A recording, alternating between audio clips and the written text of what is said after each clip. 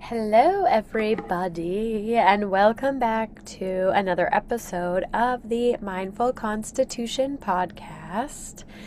Today, I am hanging out with a Seacoast, New Hampshire girly, Holly Ransom. And Holly is a intuitive holistic coach, owner of Cycles and Shadows Healing, but she is also an herbalist, a sound healer, a Reiki 2 practitioner, and a yoga teacher. So lots of holistic modalities to dive into. Mm, And she's sober, mm, which mhm. is also going to be something we'll talk about. Highly sensitive, all the things. So excited to kind of dig into all of the ways that our work overlaps and hear more about her and her story and just hang out. So, hi, Holly. Hello, thank you for having me. I'm very excited to be here. And yeah, it's actually going to be 3 years sober this August. So coming up on a big number. Nice. Well, I always like opening with like how you got here, but since you just said, you're about to celebrate 3 years, Yeah. I am curious to hear like a little bit about your sobriety journey. Maybe let's start there instead. Sure, yeah. And, did it start as intentional sobriety, sober curiosity? Like what inspired your sober path? And congrats on almost 3 years. That's Yeah. really good. Yeah, thank you. As I was saying, it's a big number. All of them are big numbers. Like even 2 weeks, 3 months, all of those things are big milestones. So just want to shout out that celebrate it all. One day, yeah. One day, yeah, exactly. Um, yeah, so my journey is long and convoluted and honestly like a lifelong situation. My family has struggled with alcoholism, both sides. My sister, my oldest sister, I have two older sisters. I am the baby, and I definitely fit all of the baby of the family stereotypes. But my oldest sister, she is actually 9 years sober and just celebrated that milestone 2 or 3 days ago, I think, which is amazing. But she had a little bit more of a challenge with it, where it was really getting in the way of her everyday life. I Mm. was a sophomore in college at that time, 7 years younger than her. So I was pretty at a distance from knowing what was happening in her life until her friend called me one day, who I don't usually talk to my sister's friends, right? So that was very out of the blue. Her friend called me one day to kind of tell me what was going down, that like she had gotten let go from a job and just a slew of things that were completely over my head of like I had no idea that my sister was living her life in this way. I knew that my dad had struggled with it, that my grandfather had struggled with it, but I didn't think it was like an immediate sibling situation that was going down. Mhm. Um, so my other sister and I we hopped on an Amtrak. I was living in Boston at the time. We hopped on the Amtrak and we had an intervention with her. I'll never forget that whole experience. It was so emotional and terrifying. Um, but 9 years later, obviously there's more to that story, right? But Yeah. 9 years later, she's celebrating her sobriety and she's worked at several recovery centers since then. And it's like become her life's work. So she was a huge inspiration that's been at the back of my awareness that whole time. So for the 6 years that I was not sober, that she was, I was like, okay, somebody that I am very close to made this choice, and I got to see how much it shifted her reality in a really positive way. But I also always associated that with that she had a quote unquote problem. Right. So she needed to not drink anymore. Um, I was a sophomore in college, right? So I was in the thick of drinking and smoking and partying the most that I had in my entire life. Actually, Yeah. sophomore year was the year that I It's kind really of went wild hard. thinking of like going and doing an intervention as like a Whoa! sophomore in college. Yeah, You're yeah. like, I let was me in go facilitate this intervention in between like binge For drinking, me, right? it And it was just shows how like so. crazy our, thinking is around it, how like problematic drinking is acceptable and normal in these certain Hmm. contexts, and like it's an us versus like you have a problem thing, when it's Yeah, so much more of a spectrum. And there's just yeah. like, once you get into sobriety, you're like, what, this is so weird, our whole like programming on it all. Hmm. Yeah, totally. And actually, even when I was in college, like I was always cautious of my drinking because I knew that it's literally in my genetics to have an addictive relationship to that substance. So Hmm. I always I never drank as much as my friends did. I still drink, you know, I still drank, period. That's the sentence. But I leaned more heavily on smoking weed. I really smoked a lot in college, and I took that to the addictive tendency vibe. So Hmm. I was still doing my thing for sure. Um, but to skip over a bunch of years, the tables kind of turned when I moved to New Hampshire. I didn't Hmm. know anyone. I moved in with my oldest sister actually because she got a house in Newmarket. And I started working at a restaurant in downtown Portsmouth. Yeah. And I had served before in my life, but it was the first time in many, many years. And I started working at a craft cocktail bar that was open, one of the latest restaurants open in town. And all of my efforts to not drink a ton when I was in college were thrown right out the window because I was in this social setting where, like I said, I didn't know anyone. And I feel like it's so ingrained, in my experience at least, so ingrained in our society that drinking, partying, going out to bars is how you meet people. And so I leaned into that and leaned into the partying and like this is how I'm gonna connect and find my people. Um, and by finding my people that way, those became my people and that became my environment. And I was drinking more than I ever had, more than I was in college on a lot of my shifts as well. Same, girl. I Oh, waitressed for a long time. I'm like, the woo! last like year I was waitressing, I was drunk like half the time. Yeah, yeah. I'm like, Yeah. okay, once it hits 5 o'clock on my shift, like it's Yeah. time for me to start. And then you have everybody else in the room doing it too, and offering you shots, and like that's part of the camaraderie of the experience.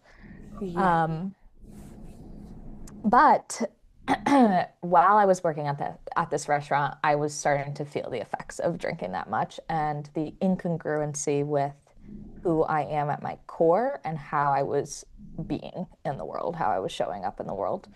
Um, I have always been a very, as you said, highly sensitive, spiritual, deep thinker, philosophical little human being.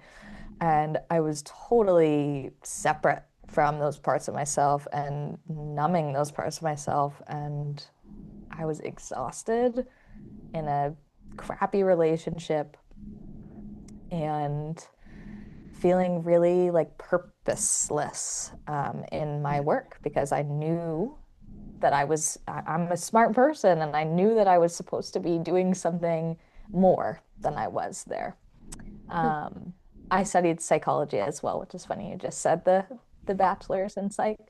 Um, so all of that was in the back of my mind, and then one of my coworkers actually passed away. It's a very complex situation that happened, but drinking was involved to some extent. He got in a car accident, and that shook us all up so much. We were like a little family there, and I really do have so much love for that group of people still. But that really shook me to my core, losing someone so like close in age to me Yeah. That hadn't happened in my life up to that point. Mm. Um, so that sparked something that earlier in the summer I like dipped my toes in a sober June, like doing a month of that with my housemate actually, who was also working at the restaurant. Because we got to talking about like this feels so shitty. We just feel like gross all the time and tired and we're getting older. So we did the sober June. It felt good. But then I went back to drinking even more when July hit. Yeah. But yeah, it was the next April that my coworker passed away. I had a book on my shelf for that whole time from that summer before until that spring called Quit Like a Woman Oh, by Holly Whitaker. by Holly Whitaker. Yeah, good one. Um, and that spring, after that all happened, I finally picked that book up. And when I started reading it, I am gluten-free, dairy-free, like try not to have too much sugar. I'm holistic in all of these other ways at this point and still now. And in one part at the beginning, she talks about just how alcohol, like straight up, is a poison, straight up.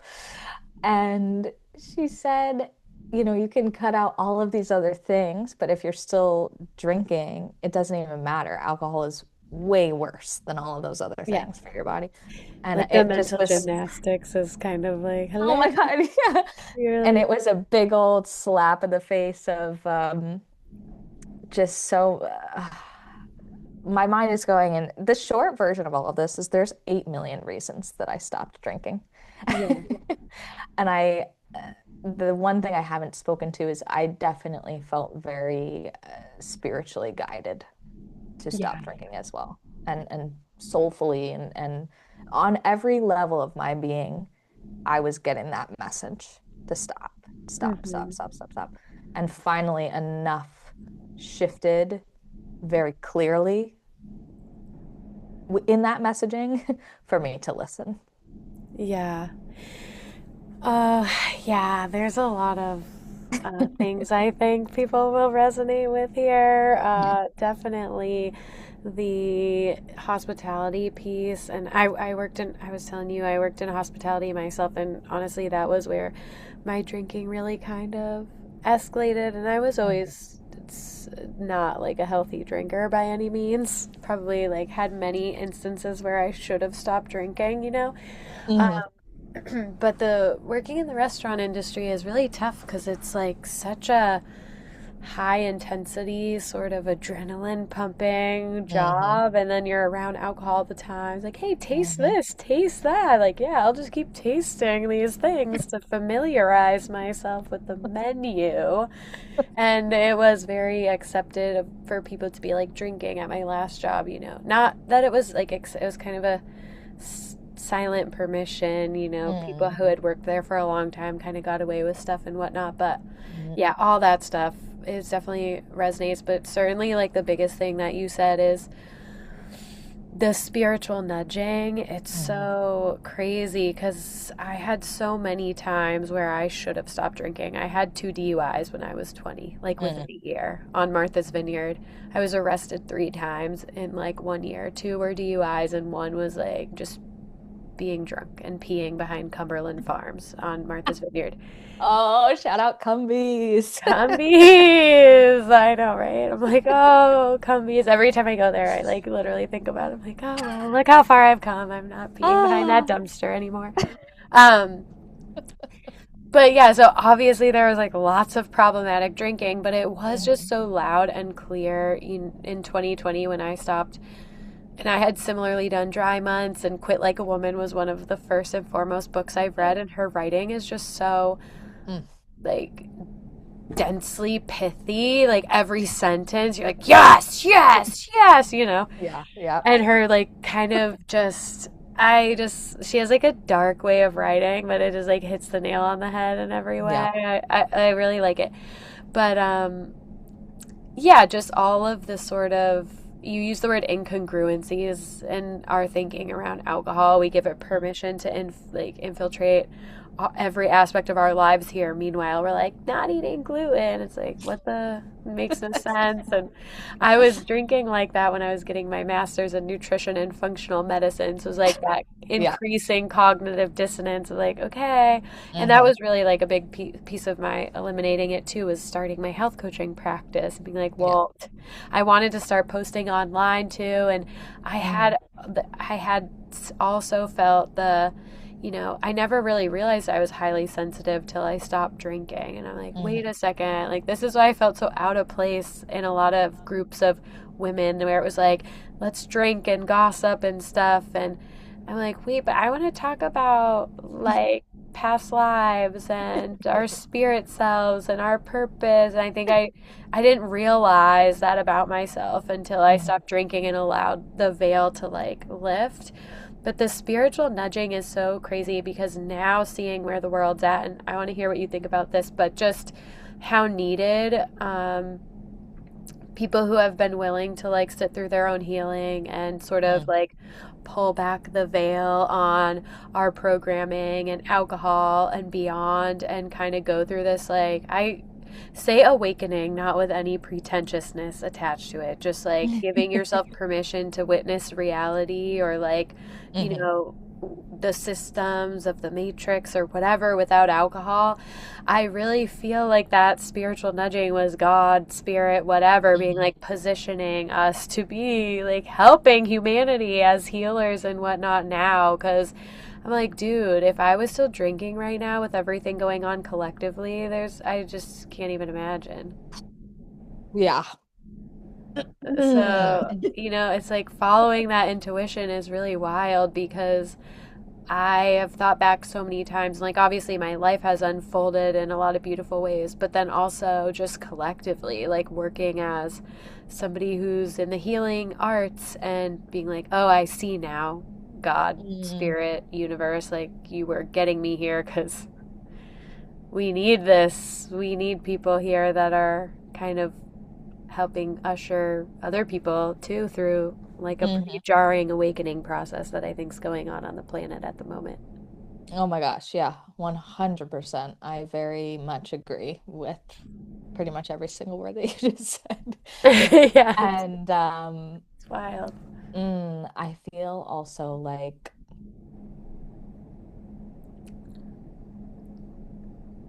when I was drinking, even though I didn't drink every day, there is this low, and Holly talks about this, and I love that her name's Holly and my name's Holly.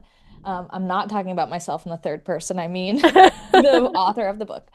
Um, she talks about that alcohol, even when you're not consuming it every single day, is affecting your body every single day. Even if you're just having a couple drinks a couple times a week. And it dulls and exhausts our reserves and our resilience and separates us from that embodiment that is required for this moment. And there are, I'm honestly, I speak about this stuff for my work, right? For a living. And I'm even speechless in this moment thinking about how wild it is, the amount of emotion, memory, energy, like every single aspect of my life feels more vibrant, more textured, more full without that thing, alcohol, dulling all of it. Yeah. And there's stuff in my mind, in my sensory experience of the world that I just was not able to access until I cut that out. Yeah. So it's been like jarring in a really beautiful way to recognize one of the first things that got me to like keep going, to build the momentum and not give up was how much energy I felt. I felt like a little kid again. I was like, Hmm. wow, whoa, like I can do, I think that's the summer that I learned how to do handstands.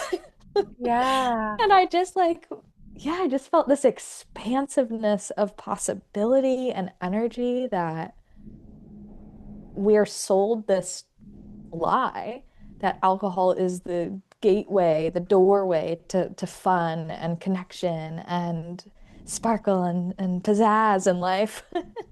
And it's actually blocking us from that wellspring within ourselves.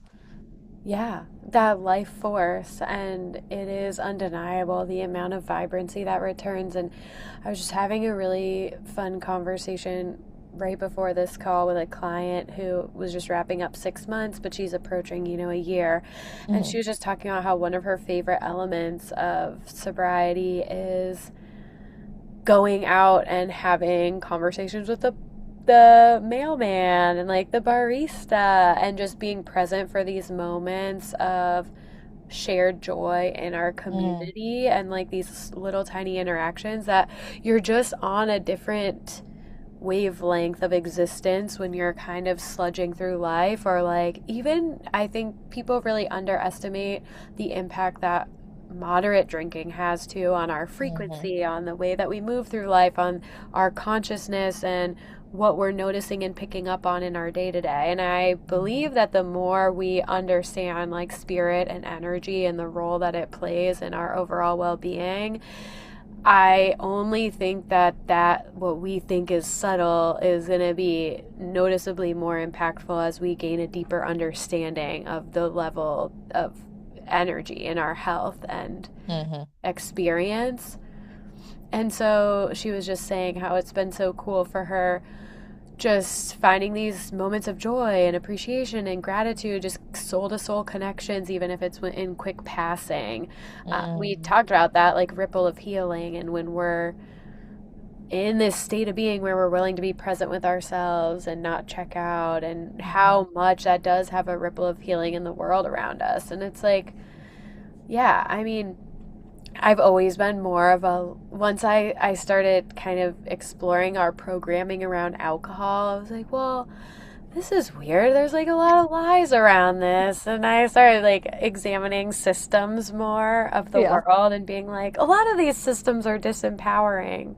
I Mm, don't know for mhm, you if exploring the programming around alcohol sort of led to like a deeper awareness of how, in many ways, like systems in the matrix, which I just use as not like trying to mhm, be a weirdo, but just like literally the matrix of systems we exist in as reality. Like a lot of them are kind of mhm, constructed in ways that are disempowering to us. So my mhm, like exploration of that with alcohol specifically led to more of this broadened exploration of it, like, oh shit, like all this stuff is kind of lies. mhm. Yeah. I yeah, alcohol definitely was a layer of that for me. I Yeah. honestly though feel like I was born, wow, okay, this is a I didn't expect to go to this place, but I have a lazy eye. Yeah. And I have really like as I've gotten older and related to that fact more symbolically and like on a soul level, I have really come to understand that the metaphor of that in my life is that I was born to see things differently. I was born with a different perspective. Hmm. So I really have felt my whole life like I have seen through the veil to some extent. Yeah.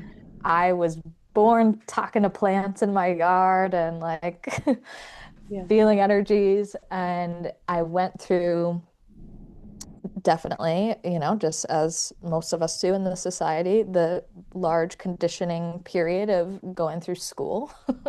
Yeah. um, and all the various ways that I was separated from those abilities and that perspective. Like I wasn't free of conditioning, is what I'm trying to say. I Yeah. still like I've lost that perspective a little bit, right? But health has been such a not a guarantee in my life. My family has struggled with, as I said, alcoholism, but also my other sister So my oldest sister is the one that we had the intervention with. My other sister had childhood leukemia.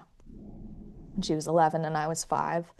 My dad, when I was a junior in high school, had we don't know exactly what it was. It was a diabetic seizure of some sort, they think, but also like a mini stroke. But he was in a coma for 2 weeks. Wow. And he has had a slew of health issues. And the list goes on in my family. So I was faced with the reality of death from a very young age and sickness and the fact that this life is very fragile. So that led me to be interested in philosophy and spirituality and religion from like just trying to make sense of life and death because people I loved came very close to dying. But with that, I also got really curious out of fear of like self-preservation of I don't want to get sick. I don't want to have these things happen to me. So how can I be healthy? How can I be well? How can I not just survive, but how can I, yeah, be well and vibrant and vital?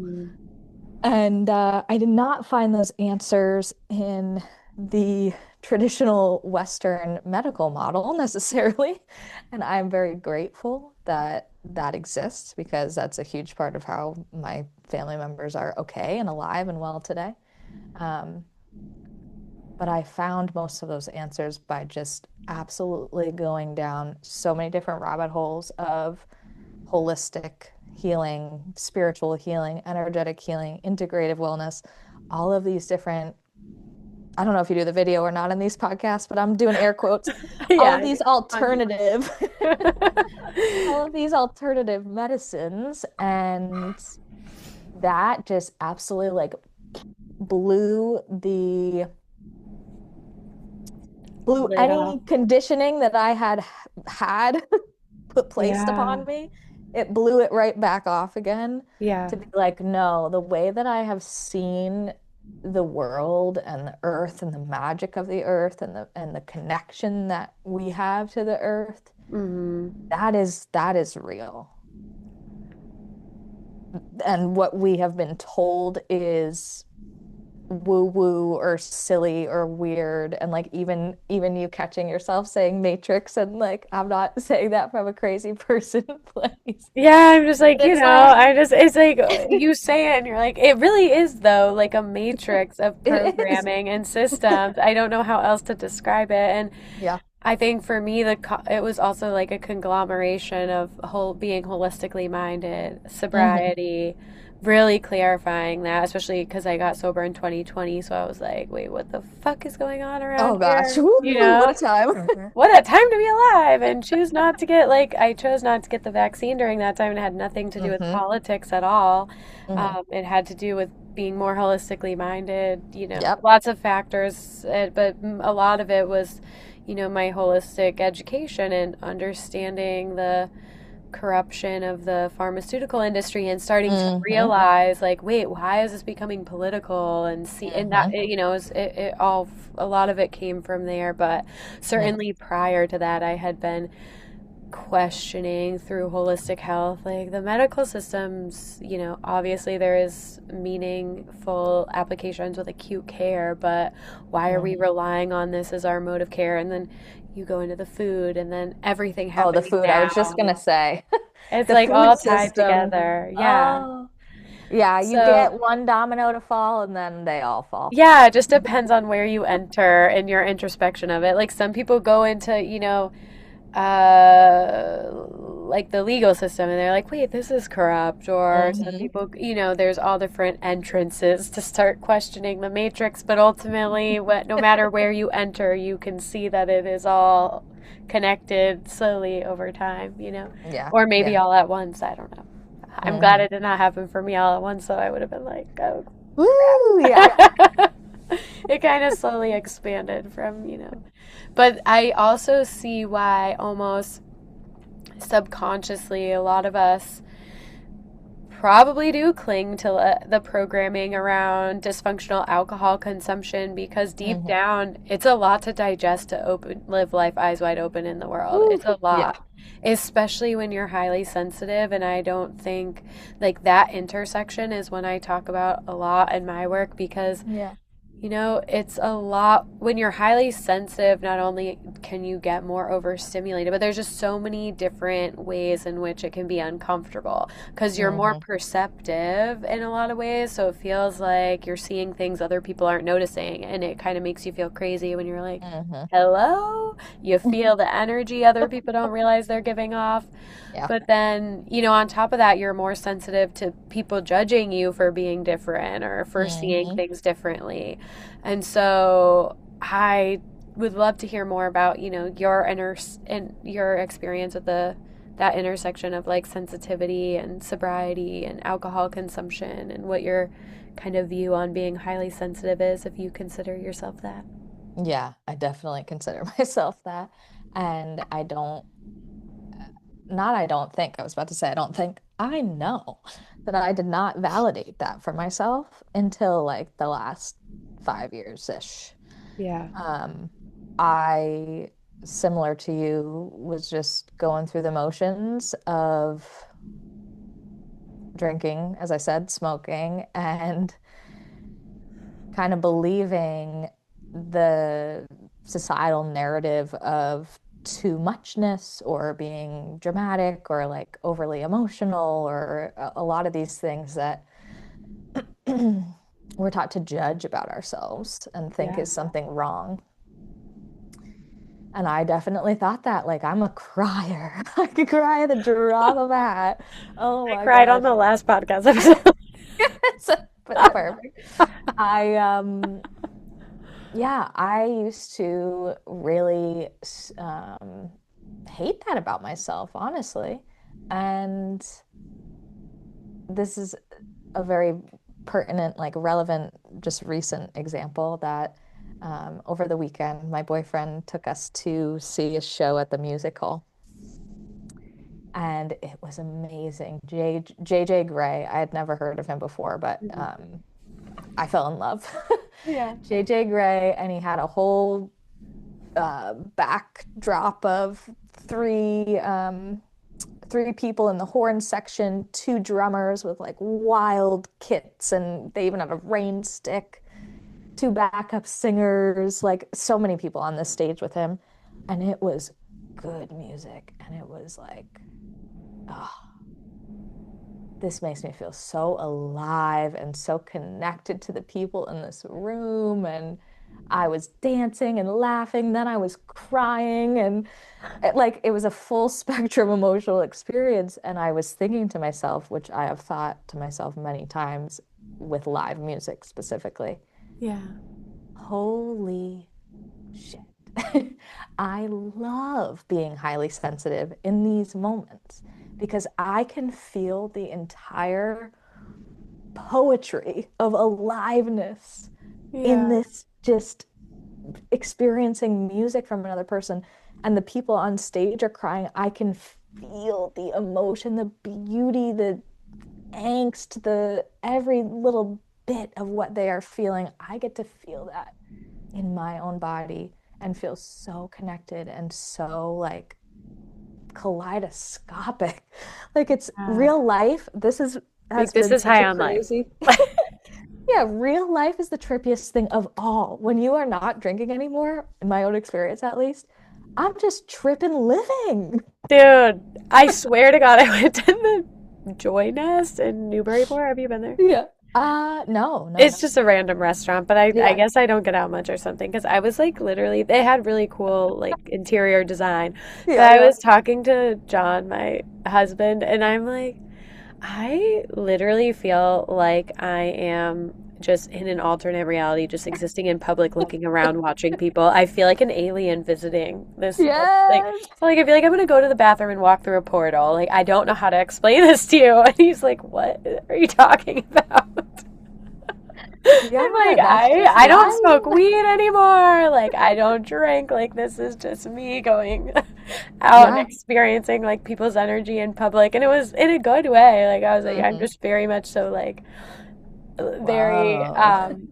in this like in awe of like this experience right now. I don't Yeah. know how to Yeah. explain it, but yeah, totally. Yeah. So I would say that my relationship with that sensitivity and sobriety is that with the space that sobriety's given me to know myself without a substance, I have learned to view things that I used to judge myself for as gifts and as Mhm. really sacred. And obviously it doesn't always feel like that. Like sometimes it still feels crappy to be crying again. I'm like, Mhm. oh, I notice it a lot in my relationship, and I'll say that sobriety in relationship is a very new experience for me. This is the Mhm. first person that the entire time I've been with him, I have been sober. Um, and it feels like learning love for the first time because I wasn't really fully present um, in the other relationships I've been in because I like relied on alcohol and weed to help me connect to those people, especially intimately, which is Yeah. something that has been like such a whoa, that's wild and like feels kind of shameful to say, but it's also, I know, so common and normalized in our society too. Yeah. But in conversations with him now, I get to witness myself still. I get to witness myself in the full spectrum of what it's like to relate to another person and to love another person and to see all the things that come up and are stirred in me from a clear-eyed view. Like I get to really see myself honestly Mhm. when I don't think I had totally been seeing myself honestly while I was still drinking and smoking and hiding from myself in a lot of ways. So when I'm crying a lot in our conversations now, I get to say, oh, internally, I get to say, like, oh, this means that I still have something that I'm struggling to express. Doesn't Mhm. mean that I'm overly dramatic or a bad person or whatever, but this emotion is trying to communicate something to me. And because I am sober, I actually have the ears to listen. Yeah. I love that. I think we learn so much in our relationships about ourselves and what a gift to be able to be experiencing it sober. Even for Mhm. me, John and I, we have been together for through the throes of like our partying days where we were just like such a toxic like duo all the way to growing into sobriety. He still drinks, but Mm. very like not a lot. He'll have like a Mm. beer here and there, but um, to be able to have to learn how to communicate in a healthy way and to kind of grow into a more evolved iteration of your relationship sober. And even with the intimacy piece, like even with someone I was already in a relationship with, you're like, whoa, have we ever had sex sober, you know, before I got sober? Like think of how often alcohol's involved, and we Mhm. don't think about that like dating. And I was talking to a girlfriend recently who's starting to date sober and just noticing getting a little bit like nervous when things got close, just more physically close, not even like towards sex. But I'm like, well, if you think about it, like, have you ever really had sex or been intimate, like even just affectionate sober with someone you're Yeah. dating? It's like we don't realize how much we rely on alcohol. And I actually saw Mhm. some, you know, there's like lots of pushback from big alcohol around. Um, like the sobriety movement. And there's been some pretty ridiculous articles that I've seen on Instagram where some other sober accounts have highlighted just like, oh, people's dating lives are going to suffer and blah, blah, blah. It's like, yeah, but you're insinuating you need alcohol to date. And when in reality, if alcohol, you don't want it to be a central focus in your life, then why would you put it at the forefront of dating? You Yeah. know, even if Yeah. you don't want to be sober, it's just we put everything around it when it's like there's so much more to us beyond that. And if we don't want it to be a Hmm. centerpiece in our lives, why would it be a centerpiece in dating? Yeah. It's actually like as you're saying this, I'm just thinking about when I moved to New Hampshire, I was on Bumble. I've had very Mm, short stints on the online dating yeah. vibes, and that was one of them. And it was such a funny time to think about. But the whole vibe is most of the time I'm going to get drinks with these people. So I'm just meeting somebody for the very first time and trying to like figure out if I want to get to know this person romantically. Yeah. And my action plan with that, which is most people's action plan with that, is let's get intoxicated and completely shut off our brain's capacity to like actually get to know this person and make a proper judgment about whether or not this is a good person in my life. I It's like that's what know. I was operating on. Of course, I was not having great relationships. Yeah, and then of course we end up in all these really like and then the highly sensitive piece, one thing is I felt similar where I'm like I feel like I'm gaslit for like feeling deeply or picking up on you know in intuiting energies that people weren't ready to like admit, Hmm. Hmm. and feeling that, but gaslighting myself and then being around people are like, what are you talking about? Like, no, Hmm. like you're crazy. Like, don't.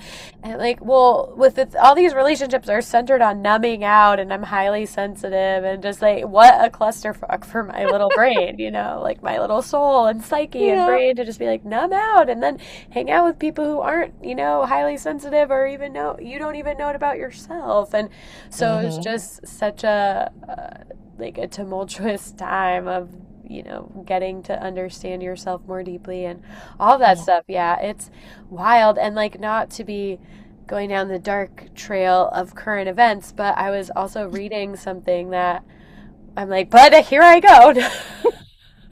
But I Come was reading, along. yeah, I was reading Creative Sobriety. I don't know. Do you follow her? I like her account. Yes. Yeah, yeah, yeah. She's Yeah. great. She's awesome.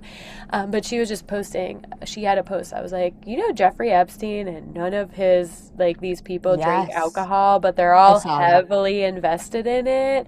And, Hmm. like, it just makes me think of 1984, too, where I Hmm. reread that recently, where it's like, they have all these gin water fountains where people can get alcohol for like a nickel Hmm. everywhere. It's just like, interesting to think that these powerful people who are creating all these corrupt ass systems and have the majority of the world's wealth in their hands, they don't drink alcohol, but they heavily invest millions into it and sell it to us all. It's like, yeah, come on, guys, Yeah. you know? It's a, oh, there's so many different examples of that too. Like astrology comes to mind that Mhm. there's this narrative that astrology and all these different spiritual things are silly and naive and woo-woo and blah blah, but But they like all use them every president has to had an control the astrologer. world. Yeah. And like psychics and remote Yes. viewers and the FBI. Yes. Yeah, exactly. Yeah, it's Exactly. like, oh, yeah, It's so do not we real woo if you woo. do it, but Yeah. we're gonna do it to take over the world. And I was also hearing something about even the phrase conspiracy theorist like originated I'm not gonna like get it specifically right, but by some branch of the government, FBI, Hmm. CIA, something like that. And it just makes you start to be like, well, okay, let's just explore everything that is considered weird or fringy and just Yes. maintaining a more curious mind, getting curious about alcohol was the gateway, certainly, and like holistic health, like you said, but Yeah. it's just like you start to be like, wait, okay, it reinforces for me the beginner's mind and just Hmm. always staying open and learning because I like, gosh, think of how wrong I was about alcohol and sobriety. Yeah. And even without the conspiratorial lens on it, just like giving yourself the permission to have new and different experiences, to Hmm. create new and different beliefs or challenge ones that may be limiting you that you've accepted as fact, you know? Absolutely.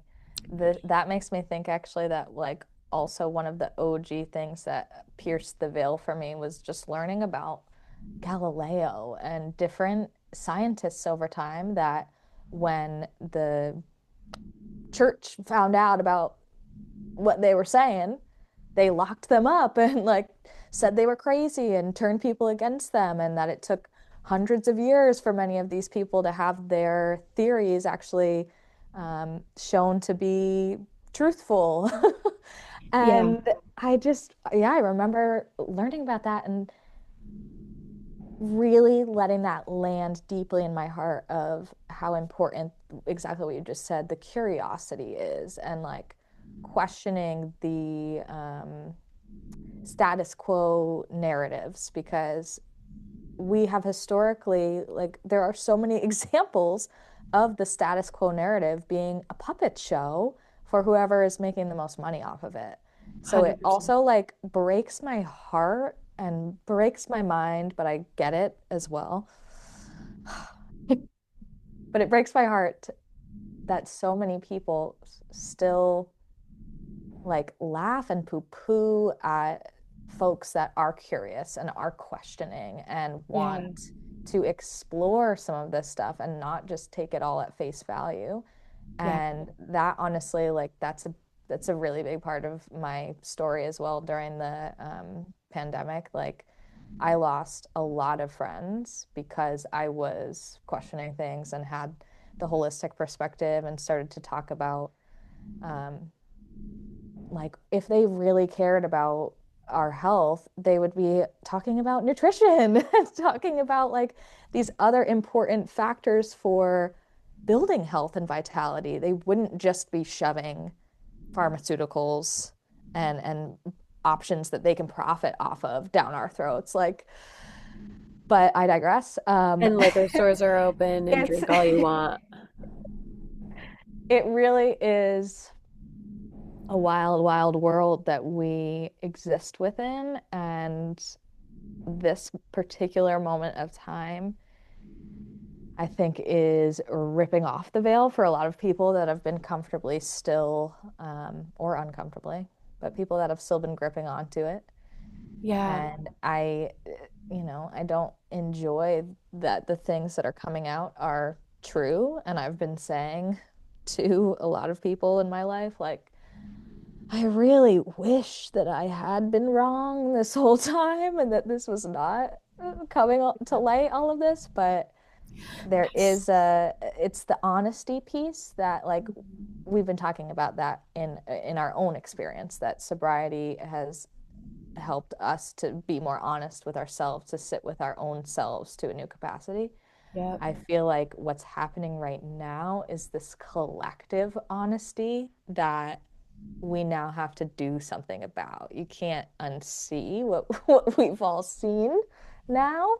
So I'm hoping that it does inspire more people to take action in their own lives. And that is like so much of how I operate and how I operate as a coach and space holder in all the capacities that I hold space, is to help bring hope back into people's hearts and minds, because we all do have so much power within ourselves to shift our own realities, and because we're all connected, to shift the collective reality. Oh, yeah, baby. That's my vibe. And I think that's like always what I'm reminding myself of, because I think one of the hardest things about starting to see the broader, picture of things and then being sort of like mocked for it is you understand you're kind of outside on this awareness. Or it's like, okay, now I have to be patient with these people who are literally mocking me for Yeah. remaining curious when you are being spoon fed narratives that literally disempower you, that make Hmm. you sick, that make you victims of these systems that are trying to manipulate you, and you're Hmm. mocking me as like the villain or whatever. And that was something that was really hard for me during Mm-hmm. the pandemic because you just want to be like, fucking idiot, you know? But you can't do that because it's like, that's not the way, okay? We can't be, we got to be the lighthouse, not the tugboat. And so it was like very challenging because I have that side of me where I'm like, I'm a Virgo and I'm like a perfectionist and I Mm-hmm. have an ego and I'm like, I want to be right. But it's an opportunity for spiritual evolution to Mm-hmm. continue for the people as you start to see. And I always tell my clients, like, the way that you handle people who aren't at, like, who are at a different level of awareness than you is your continued opportunity for growth. It doesn't end just because you Mm-hmm. can suddenly see, like, what you feel, you know, and I'm not even claiming to be 100% right here. I don't Yeah. know. This is just my perspective at this moment in time, and I always give myself permission to change. But from what Yeah. I can see, like similarly to you, it's hard when you're like, but do you not see how we are being manipulated in ways like why would we belittle and villainize the people who are questioning Mm-hmm. things with everything to lose? They are questioning power systems that are Mm-hmm. benefiting from your demise, from your disempowerment. We shouldn't, like, these are the people we should be empowering, but it's crazy how the matrix literally works in that way to suck you into be a follower of something that robs you of your own power and you're Mm-hmm. defending that. You're Yeah. defending your own disempowerment. And it's genius, truly it is. Yeah. And Oh, so yeah. it's like wildly genius the way that people are manipulated into like division and Mm-hmm. into defending systems that profit off of their lack, like the deterioration of their vibrancy and experience of this beautiful human Mm-hmm. life. That's what you're defending. And so, like, being able to hold compassion, like, that's truly like that's like God's work right there. You're like, I got to Yeah. try to hold compassion for this and also, like, try to instill a little curiosity in people and, like, Mm-hmm. do so in a gracious way. It's like that's always the battle for me, you know, too. Like even with Mm-hmm. Instagram and stuff, I mean, like, how do I share messages in an approachable way? And it started with sobriety and sober curiosity by being like, I don't want to come across as like condescending or pretentious in my choice. I want to come across as like, hey, like, if you're curious, check this out, honey, because you might be finding some stuff over here. I'm Yeah. like, peep under this rug, all right? 'Cause there's And when some you look shit. at it, let me know. I'm right here. I can talk to you. I'll help you. It's a lot. But yeah, it's like it is, and it's just I Mm-hmm. too like did have some tough relationship things during the pandemic, and you know, and I what I my hope is that you know with what's currently happening that people are connecting the dots to like this Mm-hmm. isn't isolated here and it's happening here and to these other catastrophes that are manufactured variations of chaos with different Mm-hmm. power grabs associated with them. Like I Mm-hmm. hope that that's like the web people are putting together and starting to realize like you know we all should be coming together to question this and we do have a Mm-hmm. lot more power than we're told. And I think that's what you know our work is here to remind people of. Yeah, And I want to absolutely. hear, I know we don't have tons more time, but I want you to talk more about your business, like how Yeah. you started it, what you do, like blah, blah, blah. We went Yeah. off on the, Yeah. we went off, honey. That was good though. Oh man, I could talk about all of that stuff for so long. But I you know. know, I did touch upon a couple of different very important like central factors to what inspired me to create this business. And I will say also that every action that I have taken to make this business a reality was taken sober. Yeah. So that was a big factor. Um, but I did a spiritual purpose program actually during the pandemic in 2021, right after I had lost my friends and my boyfriend at the time had broken up with me. And actually, I did want to say this too. He was very much the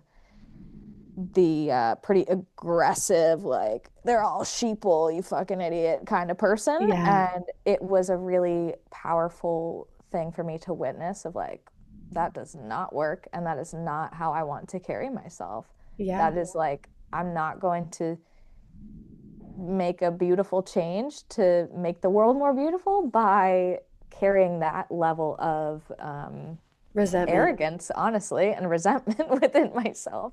Right. So that was a Because it's good, like, I think too, is like once you change your level of awareness, you're like, it could change again. This is just yeah, where I am now. And like, totally. it's Yeah, never the ending. So, humility piece is really yeah. big of like I am standing right now in and will forever stand in the belief that I do not know anything really when it comes Yeah. down to it, and I'm not afraid to admit that. I think that's really powerful, and I think actually shows my intelligence that I am able to admit I don't know what's happening in the bigness of this universe and the bigness of billions of people Yeah. doing their lives and creating this reality. So Yeah. anyway, to walk I away from love that that. again for a I will second. say that is a struggle for me, the Yeah. humility, but it's a main objective Yeah. always. Yeah. Like humility, humility. Don't get Mm. frustrated. Humility. Have you have you done anything with the gene keys? Any work with the gene keys? No, I Okay. haven't. I'm fascinated with the gene keys. They've been a huge growth tool in my life. And one of my gene keys is arrogance. The shadow of that gene key is arrogance, and the gift is leadership. And in that spiritual purpose program, actually, so I can go back in time to that story, my mentor was incredible. Ana San Juan, she lives in the Hudson Valley in New York. Incredible spiritual mentor. She was a truth teller. She cut right through the bullshit and she was like, you don't know what's best for other people. Like you're saying that you want to help people and you want to help people accept themselves, but help them to change. And it's like you can't accept somebody and demand that they change at the same time. And like she just was like left and right calling me out on my bullshit. Yeah. But she really helped me to see that she helped me navigate losing so many of my friends and being in that period of time of like not having any humility about my perspective and really thinking like I am right and why can't they see that and like Mm-hmm. letting that eat me alive.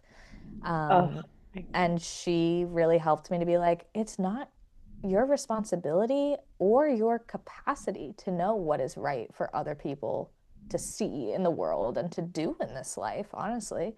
And she helped me to see that in my own parents as well, that like it's not my responsibility to take care of them or to make sure that they have a certain type of spiritual and emotional evolution in this lifetime. Like, I am not God. I do not know what is best for other people. Sit down, honey. yeah. Know Um, your role. Yeah. but that being said, she really helped me to recognize how much power I have within me to live in integrity, to understand and accept myself so that I can ripple my state of being out to other people. And me accepting myself and moving through the world intuitively and letting myself be guided by God, goddess, universe, source, whatever. I call it different things every time I talk about it. You too. By letting myself be guided by that and getting my ego out of the way, that's how I'm actually helping people. And Right. she really hammered into like the best teachers ask the best questions. The best teachers are curious. They don't think that they know it all. They know that they don't know it all. And they are curious about taking in somebody else's perspective and somebody else's way of relating to the world.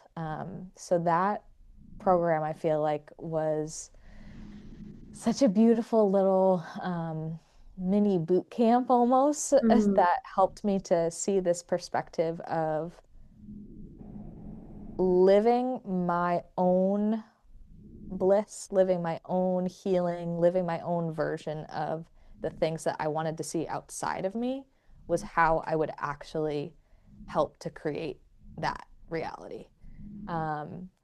And I got to go through a mentorship like that to be able to now, where I am at years later, hold space on the other side and be the mentor to people.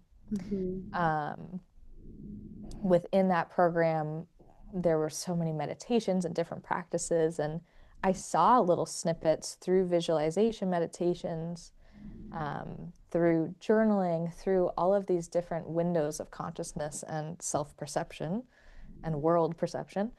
I got to see little nuggets of my purpose and my path that have all so far come to fruition, which is really cool that like it showed me how powerful and badass we are, and that when you tap into your higher self in a meditation, you can see yourself 5 years from now doing what you're going to be doing, and you can actually then take action to make that happen. And from my own experience, I was able to witness myself through that process in my own time. And from pulling that spiritual purpose program with my psych degree, with my passion for trying to understand how to be well, how to break the cycles of my family, because not only, well, this is all connected, right? My family has alcoholism, all the sickness, and a lot of abuse. Abuse was a huge part of my family story. Um, Scarcity and struggling with money is a huge part of my ancestral story. So, cycle breaking is a really big part of what my work is as a human, as a soul, as a Holly, and what I am meant to also guide and support other people through. So, the short, not short at all version of I love it. I'm what like, I keep do for going. work, what I do for work, and how I help people is all of these trials and tribulations and navigation of existence that I have done in my own existence, being a very highly sensitive person, a psychic who has not really explored my psychic capacities to much of a large degree yet. um, Very like spiritually attuned, just aware of all these subtle energies, somebody who is living and walking and breathing this path of understanding humanness through the matrix Yeah. and all that that means. Um, I have fallen in love with helping myself find, like I said, peace and acceptance and love and joy and connection, and these things that yoga as a philosophy is one that I have really just found so much resonance with. So yoga is definitely like a central core of what I teach and share and coach. But that truth that we are so much more than our egos and our minds can perceive. Um, and we are connected to this living, breathing, sentient earth and universe beyond that. And we are in a deeply sacred, significant time of change. And I am here in the middle of it all to help people earlier in their journey of piercing through the veil and trying to relate to their own powers and capacities within themselves in this world where they have been conditioned to think that they are weird or crazy or broken or whatever, insert word here, because of those gifts that they have. I really feel drawn to help people break out of the mundane, break out of the limitations that we don't. This is a really important time to be letting Yeah. go of that stuff, to all step up and make the changes that we need to make in our own lives, in our own relationships, right? I talked about my relationship with my boyfriend. It's like it's the small everyday stuff that we get to shift for ourselves that really does create those ripples. Yeah. am such a nerd and like could go in 8 million different directions on all of the different I know. things that excite me of how I actually share that with people. But what I'll say in short is, as you said, I teach yoga locally in the Seacoast area at 5 different studios right now. And I am trained in vinyasa, hatha, yin, and all of my classes are some combination of those things. I'm just fascinated with all levels of our being. Like the physical body has all these cool capacities, our mental body has all these cool capacities, Yeah. emotions, energetics. And that's why I love bringing the Reiki into my teaching and what I share as well. I actually also have a podcast. I don't know. Did you know that I have a podcast? I think so. Yes. Okay. Okay. I think Caitlin actually sent me something Yes. from Yes. it Yes. Yes. recently. Yep. So I have a podcast too because I love to talk to people, which is hilarious because I used to be so socially anxious. And that's a whole other road I could go down with this sobriety stuff that like I used to think that I needed alcohol to not be socially anxious, but I think it was actually perpetuating my fear of talking to people because I was never grounded when I was talking to people. Yeah. Yeah. Oh, goodness 100%. gracious. But yeah, now I get to talk to people on my podcast and share really beautiful stories. And I have a lot of folks on that are multifaceted, multi-passionate, living a rebellious, out of the box, out of the matrix lifestyle. So definitely right up your alley as Yeah. well. Love that. And then my coaching program, though, is really the heart of what I am so excited that I get to offer because I channeled and created this experience that I was trying to,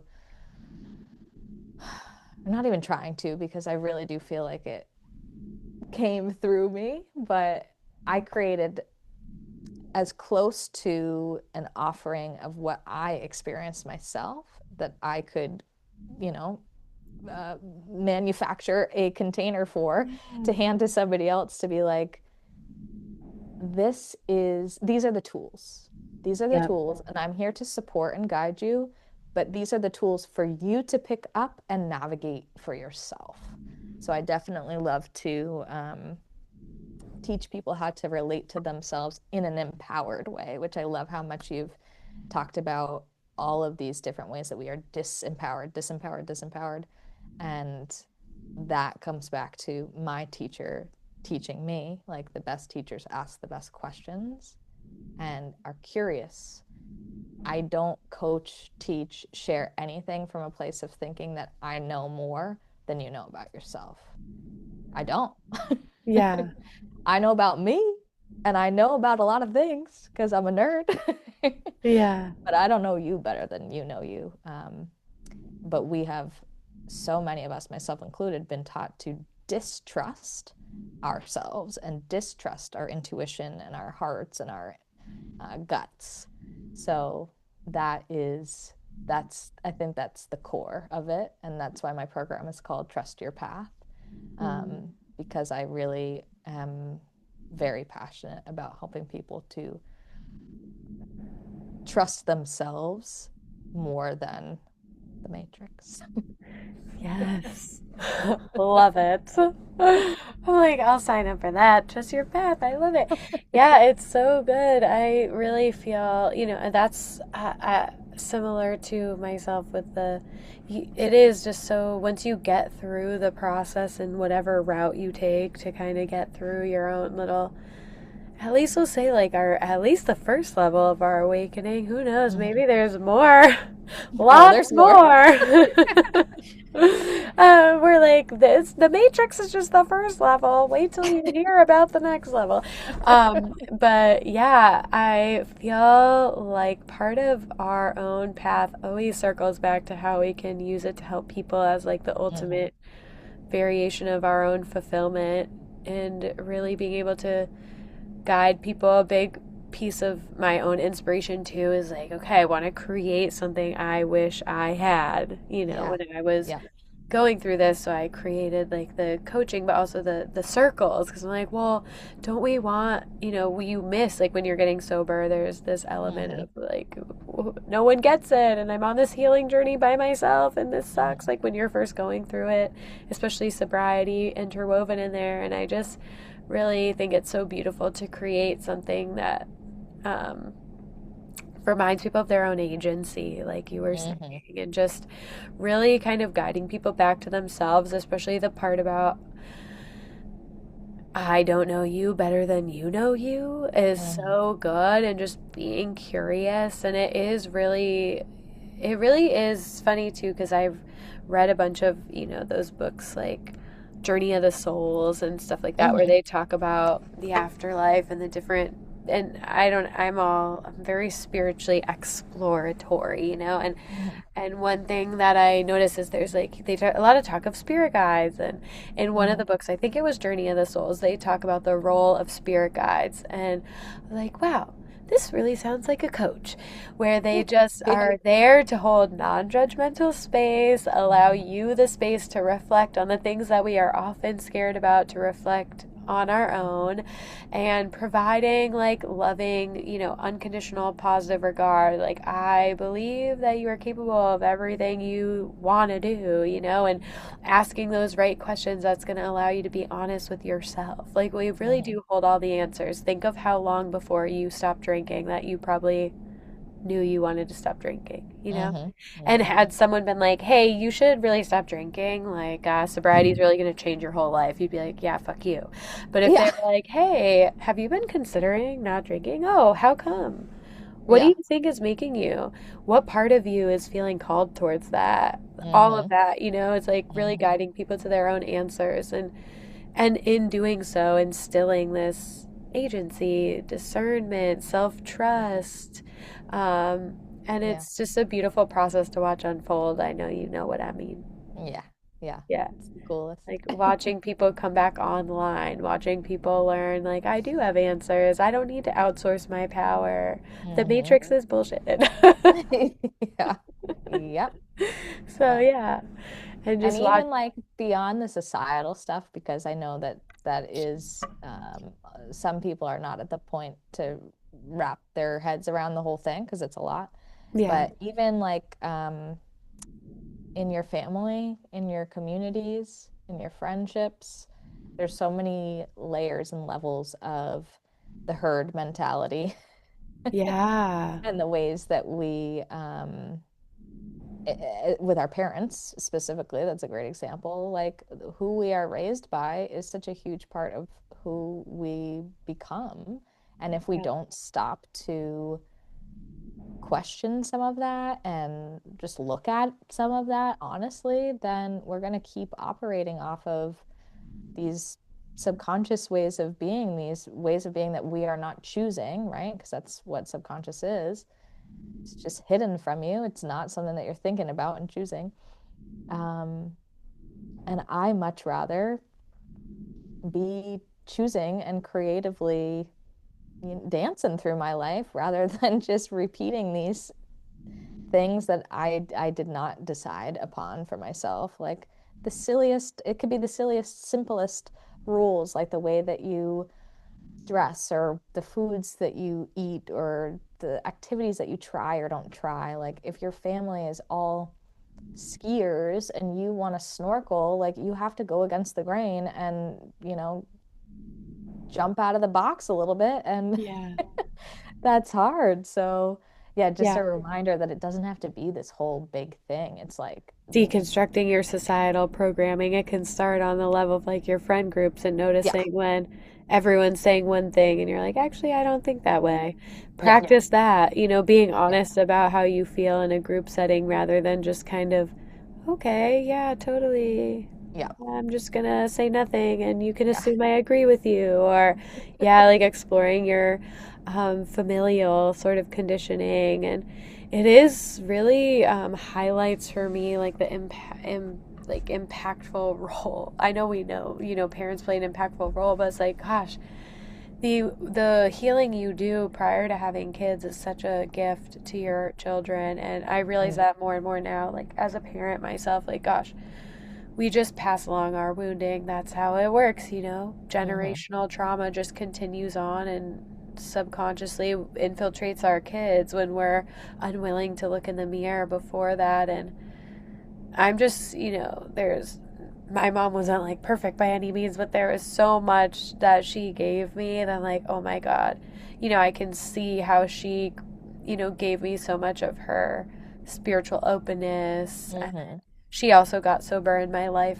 Like I witnessed her get sober. So there's just so many cool things that we can be grateful for, even when our parents weren't perfect and we Hmm. draw awareness to like, okay, well, they kind of instilled people pleasing or whatever, you Yeah. know, there's obviously patterns that perpetuate, but it's like there's so many gifts that we can also be like, wow, thank you for that. Hmm. Because she certainly set me up to be like a little more curious, and she gave me the foundation I needed to be the awakened soul that I am today. Like she had Hmm. us all at home in a bathtub and was like, Yeah. I'm gonna do what I feel is right for me. And Hmm. I'm like, not that's really lucky. I feel really lucky to have had that influence. So Mm.